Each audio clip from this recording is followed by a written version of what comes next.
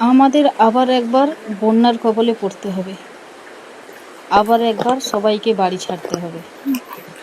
লাগাতার এই কদিনের বৃষ্টি সব কিছু ডুবিয়ে দিয়েছে। দেখুন, যাদের নিচু ঘর, মানে যাদের নিচু জায়গায় ঘর, তারা তো একদম ডুবেই গেছে, বাড়ির ভেতরে জল চলে গেছে। যারা একটু উঁচু জায়গায় কিংবা উঁচু করে বাড়ি করেছে,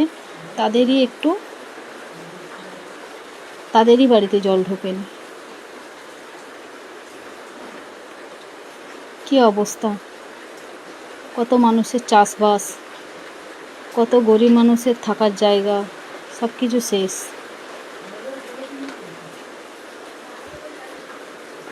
যাদের মাটির বাড়ি, আমি জানি এখন মাটির বাড়ি খুবই কম আছে, যারা বাড়ি তৈরি করতে পারেনি, যাদের একদম মাটির বাড়ি, তাদের আবার প্রথম থেকেই শুরু করতে হবে সব কিছু।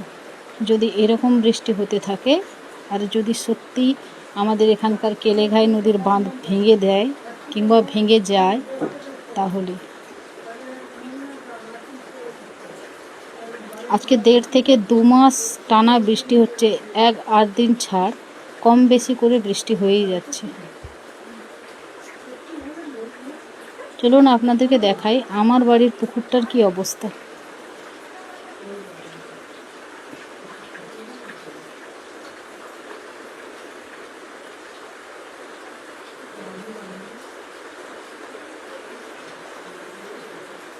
এই দেখুন আমাদের বাড়ির পুকুর।